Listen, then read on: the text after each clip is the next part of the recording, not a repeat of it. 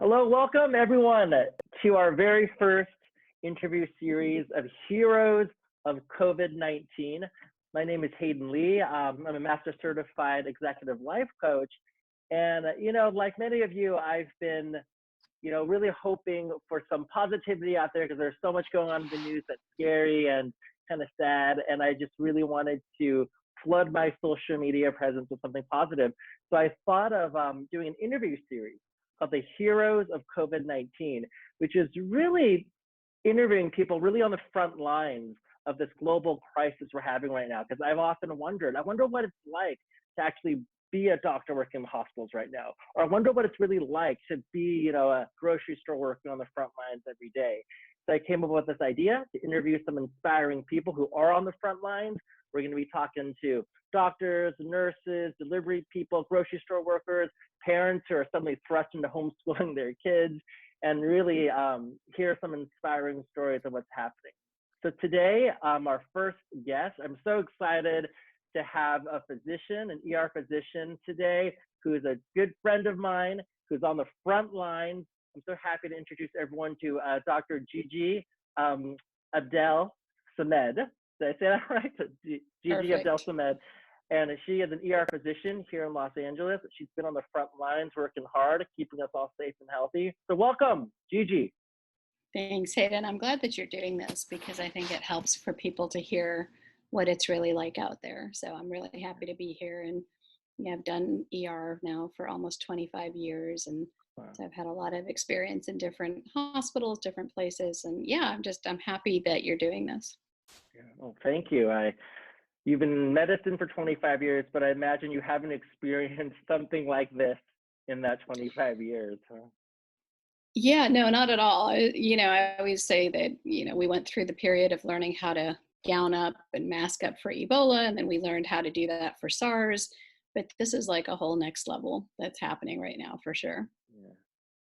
So just give us a little bit of a glimpse of so you work in mainly hospitals, right, here in Los Angeles? Yes. Yeah. So tell us a little bit about what's happening in the hospitals. I think to start, you'd have to get an idea of what it was like normally pre-COVID-19.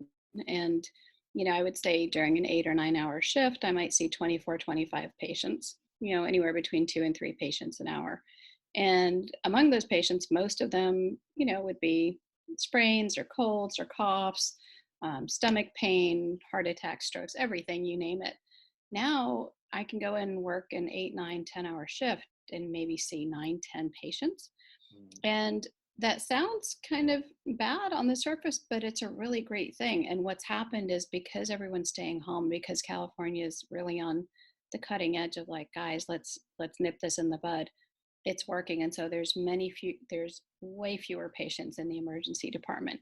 Now, on the surface, that's okay, you're less busy. And yet it's different because then the people who do come in are either very sick, and the other thing I've noticed as a fallout of this is that sometimes people aren't coming in when they need to. So, I really want to reiterate, if someone's having stroke symptoms, heart attack symptoms, don't let the virus keep you home. You need to come in right away because there's things that can be done immediately. That time is of the essence with the brain and the heart. So, the flip side of it is that we're seeing fewer patients, but the ones that do come in are sick. Now, every hospital is different, and each hospital where I work is different as well. Yesterday, I worked in sort of the pod. So we're trying different things. This is brand new. We don't really know what's the best way to do it. And how do we minimize the number of physicians and nurses that are going to get exposed to it so that if someone gets sick, we're a limited resource. How do we keep most of us going as long as possible? And so yesterday I was working in the pod, we called it, the COVID pod. So there I am in the, alien couture spacesuit for 4 or 5, 6 hours. And every patient that I'm seeing is what we call a person under investigation for COVID. So of course, there's a level of, oh my goodness, I'm being exposed to something. It's not so much physically stressful as it is emotionally and mentally stressful. It's very difficult because now with patients, they can't have family members with them. And that's a very scary thing to begin with, to be in the emergency department now, let alone thinking you might have this virus. And so there's a lot more calling family members on speakerphone to get them into the loop so that they're not wondering what's going on. Um, there's just on a human level for me, it's like things that you take for granted. Like, oh, I want to take a sip of water. Oh, I have a mask on. Hello. Like, do I really want to do this? Or I don't want to drink too much water because then I'm going to have to undo the bunny suit and all the rigmarole just to go to the restroom. And then I have to put it all back on. So it's interesting. And then on a human level, again, also when I go see patients, everybody looks the same to them because everybody's wearing these PPE suits. And so we've started putting, labels and writing our names on the back and trying to differentiate. I can't imagine what it's like from the patient perspective. So that's what it's like for me is, going in now, we pick up a pair of scrubs on our way in. So I come in wearing one set of clothes, I change into the scrubs, I put on the PPE, I work my shift. And at the end of the shift, I, change out of the dirty scrubs. Everything's wiped down a million times over. Things are in plastic bags to keep them clean. And then you come home and decontaminate some more so you don't spread it to anyone. Yeah. Wow. So does that you tell me, does that give you a good feel for what it's like right now? Yeah, it really does. And just to clarify, PPE is personal protective equipment, correct? Personal protective equipment, yeah. So Okay. it could be just the masks, but in this case, it's the N95s and the face shields, and a lot more goes into the layers there. Mm-hmm. Yeah, while you were speaking about that, what came up for me is, while most people during this crisis, they are protecting themselves and staying home and staying safe and staying away from the virus as much as possible. But then for people on the front lines like you, who's an ER physician, you're going towards it, right? Like you're right. I mean, which is why, you are a hero, because you're going, like we say, you're running in the burning building where everyone else is running away from it. So tell us a little bit about what's that like, what's happening for you emotionally and what's the energy like at the hospital? How is it different than before? Yeah, it's changed so much. I mean, I'm a very affectionate person. I tend to like hug my coworkers. It's high fives or, hello, but it's just like, okay, it's like a no touch, there's also, it's interesting because you see people who are on all ends of the spectrum, even in healthcare. There's the person that's like scared to death and, oh my gosh, wipe down everything to the level of OCD, like that poor man in the video where he's trying to wash his hands and ends up in a corner crying. And then I would say I'm more on the other end of the spectrum where I just have faith. I do my part. I wear the personal protective equipment, the PPE. But at the end of the day, it's like, okay, I've been in ER long enough to know that if it's somebody's time, you could have 12 of us doctors in there and it's not going to make a difference. And if it's not someone's time, you could see a car that looks like a tuna can and you would think there's no way anyone survived, and you turn around and you find that person walked away with a scratch. And so it's like we prepare for the worst, hope for the best. And ultimately, I tell people my faith is in God and the universe and not in masks or medicines. They help, but they're just tools. So I think emotionally also, now that it's been 2 or 3 weeks, we're reaching sort of a new level of normal because you can't stay in that red zone. You can't stay in that adrenaline fight or flight.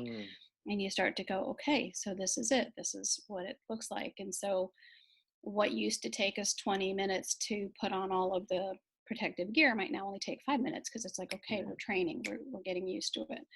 And so we're all settling into a new normal and holding our breath, waiting for the surge. I definitely have noticed it's been busier with more patients the last few days and more patients who've tested positive and now their relatives who've been exposed that are coming in. And yet, for the most part, I think it's reassuring where I would say 85 to 90% of those patients are still getting to go home. And yeah. Well, this is so fascinating to hear this side of the story. What's coming up for me now is I'm just wondering, like, if we could go back in a time machine, right? 25 plus years ago when you first got into medicine, what inspired you to go into medicine? Oh gosh. Well, I've known I wanted to be a doctor since I was 11, and I was born in Egypt, and we would go every summer to visit my grandparents. And this one particular summer, I think I was maybe 12 or 13, and I got sick. I started to have stomach aches, and I think I lost about 10 pounds in 2 weeks, which doesn't sound like much, except when you're a scrawny little kid, it's like, oh, my parents were like, what's happening? And I just remember my dad was like, that's it, we're going to go see a doctor. And I thought, well, don't you want to wait till we get back to Connecticut and see Dr. Fuchs? Like, who are we going to go see in, Cairo, in the poor, it's a pretty poor city in many ways. And I remember my dad carried me the whole mile and a half or whatever it was to the doctor's Wow. office. And it stuck out in my mind because it was that age as a girl where dad gets kind of funny about hugging you and touching you. So for him to carry me, I was like, am I dying? And we got to this apartment building in Cairo. And I'm thinking, this doesn't look very good. I'm used to Connecticut, upscale, the glass walls and the chairs. And we're going up some dirty old apartment building, 5 flights up. And we go into an apartment and we're in a living room. And literally, there's women with babies and chickens and coffee and eggs and bread. And I'm thinking in my mind, like, must not be a really good doctor. Like, what kind of doctor is this, comparing to the States? And I remember looking over at a baby in the mom's lap, and this baby was blue. Now, mind you, it took me years before I realized, well, how blue does this child have to be for an 11 or 12-year-old to notice it? And I just remember saying, Daddy, I'm not that sick. I think I'm okay. And he was like, oh no, we're going. And so then we go in to see the doctor, and I don't remember his name. I don't remember his face, but I just remember laying on that table as he's examining me for the first time in 2 weeks. The pain stopped when he Mm. laid his hands on my stomach. And I was like, what is that? Like, I want to be the person who, when I lay hands on someone, the pain goes away. Wow. And I was like, what do you call that? And in that moment, I realized, like, he wasn't there because he's an awful doctor. He's there because he's actually a great doctor, and he cares, and he's bringing it to all the people who can't afford it. And so, that vision, that yearning to be a healer, to be the conduit for healing, it, pulled me across years and times. And here we are back in the time machine Yeah. in 2020. Wow. That's an awesome story. Thank you for sharing that. So, Yeah. Thank you for asking. Sometimes I forget, it's been so long. well, as you're in the front lines now, what would Mm. you tell that 11-year-old Gigi back in Egypt? Hmm. Oh my gosh, my inner 11-year-old is in hog heaven. I'm like, seriously, like, my friends reach out and they're like, are you okay? How are you holding up? And I'm like, first of all, I feel very safe. Our communities have been amazing. Like, even when there's been a shortage of masks, there's been hardware stores and paint stores that now will only sell the N95s to people with medical badges. We've Mm. had community fundraisers. Like, it's just amazing. And it's like this unity and cohesiveness that's come up. And I tell people, I'm like, I feel safe and I'm thriving. Like, this is what I was Mm. born to do. And for me, it's like, it feels strange to be thanked and called a hero for something that I would do day in, day out, no matter what. Even if you never knew my name, like, that's not what it's about. So I love that. And I've always said, I love that I get to be a moment of peace and safety and trust for patients in the middle of the scariest times of their lives. And that was Yeah. before COVID, you know? Yeah. So it's an honor. Wow. I'm humbled. I feel so humbled and grateful and blessed to do what I love and to have people trust me with their lives. And I just hope every time I touch a life that I'm honoring that trust to my Yeah. best. Wow. So, what are you learning about yourself? You know, whew, wow. Oh, good question. So much. Um, I'm learning that I have a deep, abiding faith to a level I didn't realize. Mm. I'm also learning that I don't do well with boredom. And, I had 3 days off last week. And by the end of it, I was like, oh my gosh, I'm so grateful that I have a job to go to. And so I'm grateful. And at the same time, I'm so grateful for those who do stay home, because that's not easy either.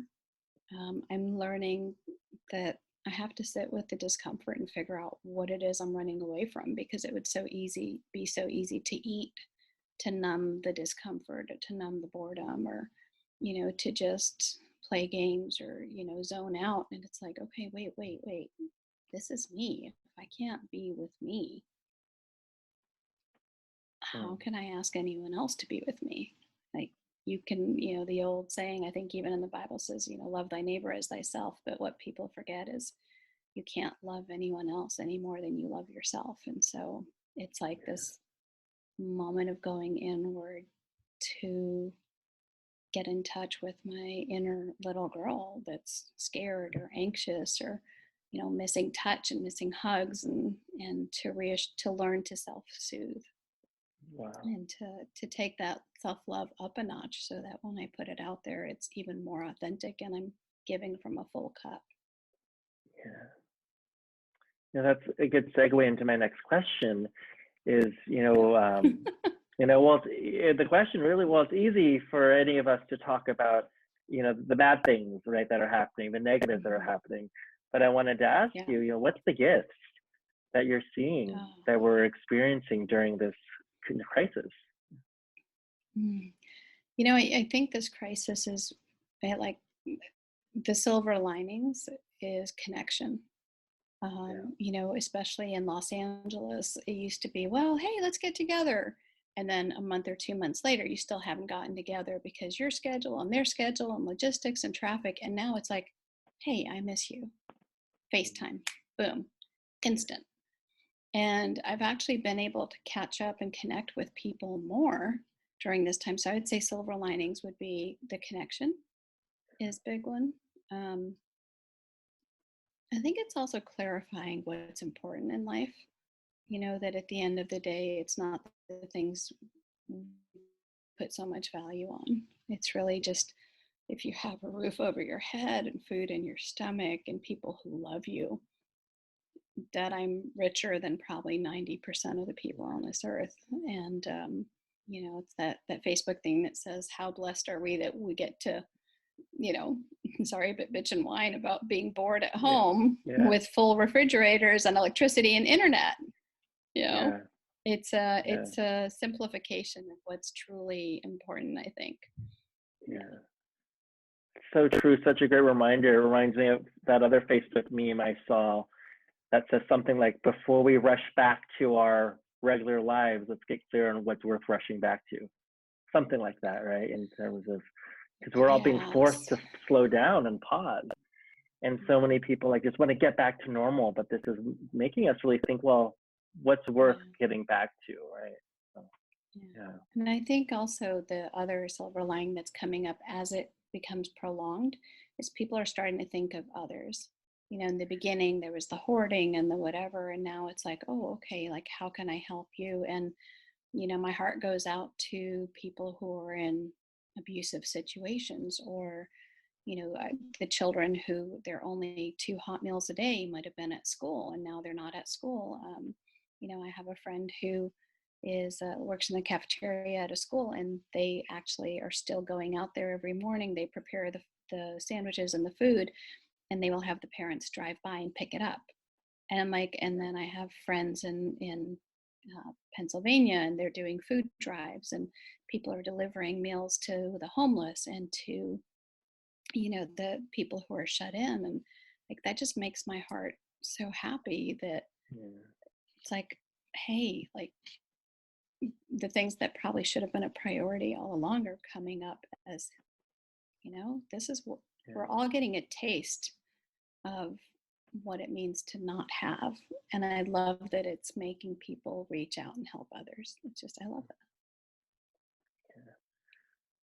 Gigi, you mentioned a few times faith, and you mentioned God, right? And coincidentally, it's Easter, coincidentally, Yep. I think we're in the Passover, right? We're just having Passover. And so, Passover no too, matter whether our people are religious or not, I do think faith is important for everyone. So can you speak a little bit about faith and your message for faith for people, whether or not they're religious or not? What is faith that you want to tell people? And thank you for saying that, because I know nowadays God is taboo or whatever. But for me, it's for me, faith, and this is, you're talking to a Muslim girl. I was raised Muslim. I went to church. I accepted Christ. I went to synagogue. I studied the Kabbalah. And at the end of the day, it's like, wow, like I love God. I love Christ. I love what he stood for. And it's not about religion. So thank you. So when I say God, for me, faith is, even if you don't believe in any of that, even if you're not religious, there is a universal source, a higher power. Like, we have a soul. There's something that animates this clay. And I tell people to have faith in the same thing that beats our heart. It's the same thing that grows a flower. Like, whatever that is to you, that's what we have to have faith in, that if you cut yourself 2 weeks later, you can barely see the cut. We don't have to sit there and think about it and tell our heart to beat and, I forgot to breathe. Oh my gosh, what did I just do? Crap, I died. No, like, to have faith that this body is an amazing healing machine, and that we have survived things that are probably worse in some ways. And what's really scary about this is just the not knowing. And when you surrender and realize, well, we don't really know anything anyway. Like, I don't know how the electricity works, but I turn on the light switch. I mean, I may be a doctor and I know all the science about what makes my heart beat, but do I know how to make a heartbeat? No. So faith for me is, at the end of the day, the deeper knowing that there is something bigger than all of us. There's this wisdom, this life source. There's that thing that makes the difference between a growing flower and a dead one. There's whatever that is having faith that the universe conspires in my favor. Even when it looks like it's awful, even after the worst forest fire, sometimes it's actually clearing away things for the new. And so, I have no problem being one of the things that gets cleared away by the forest fire, if that's what's meant to be, because if I die doing what I came here to do on this earth, I'm happy. I'm good. So that's the faith I'm talking about. I don't know if that clarified, but it does clarify. And I really do get the feeling that you truly do feel like, you are doing what you're supposed to be doing. Your purpose and your calling is, you're really living that right now. Yeah. I mean, since I was 8, I've always said I'm here to make every life better for having been in it. Whether it's a smile, whether it's a kind word, whether it's just doing something, whether it's not just being a doctor. At one point I was a barista at Starbucks, and darn, if I wasn't going to make your life better by making that coffee the best I could. Wow. Well, as we start ending our interview, I just wanted to ask you, as someone who is on the front lines in the hospitals, what would you like people to know? I would say the biggest thing is it's working. So thank you. Thank you for staying home. Thank you for caring and loving other people enough to stay home. Thank you for honoring what I'm doing, what everyone else on the front line is doing, by keeping it contained. And if it does spread, at least it'll spread slowly. Thank you for doing this, because it keeps me from ever having to make that choice of having one person more than I have a ventilator, and ever having to watch anyone die unnecessarily. So thank you. Thank you for staying home. Thank you for taking care of yourself. Thank you for reaching out and checking on other people and making sure they have what they need. Thank you for being the amazing humanity that I went into service for. Thank you.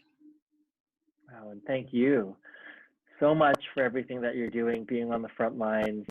And oftentimes, the ones who are true heroes are the first to say that they don't realize that they're a hero, which is exactly what you said. That you Yeah, running it's into like, that. Well, you running into the metaphorical burning building was definitely heroic. So, any final words of inspiration or encouragement that you would like to say? I would just say that I don't do this alone. I may be running into the burning building, but without the nurses, without the respiratory therapists, without even the janitors who empty the trash cans, without the people handing us our scrubs, without all of you at home, without all the delivery people, it's like I am nothing without you. And just remember that together we rise and together we can face anything, and you're not alone. So even if you feel alone, you're not. Reach out. I don't care if it's Facebook, Instagram, just put one word and just know that people will pick you up, and be that person, whatever you're looking for. If you feel lonely, reach out and see who might be lonely that you can help. Just, we're in this together. Yeah. Yeah. Well, thank you for that reminder. We really are in this together. And if every single person on the planet just does their part, right, it really can change the course of this, and we will really come out of this crisis better than before, right? So. Yeah. And I think we are changing it. Looking at the numbers, looking at what's happening here in California, there's maybe we're 10 days behind New York, but I think we're not going to get to those numbers because we're doing this together for each other. Yeah. I love it. Thank you. Love it. Yeah, it really is about, it's we, right? It's like it's a collective process. So, well, we couldn't do without you, so. I want to thank you so much. Yes. Dr. Gigi Thank you, Hayden, for Abdel-Samed. doing this. This was really fun and inspiring, and I appreciate you, and I appreciate what you're doing. And I'm going to let you go because you have to be at the hospital tomorrow at 6 a.m., right? Do it. I do for another 4 days in a row. So here we go. Doing what you do best, keeping us safe and healthy. So thank you so much for doing what you do. It is deeply appreciated, and you are definitely making a difference in the world. So thank you, Dr. Hayden. Gigi. So are you. Every one of us makes a difference. Thank you. Cool. Well, thank you, everyone, for watching. This concludes our first interview series of Heroes of COVID-19, and this was so fun. This was so great. So hopefully we'll see everyone else on our next interview. So have a good night. Thank you so much. Thank you, Dr. Gigi.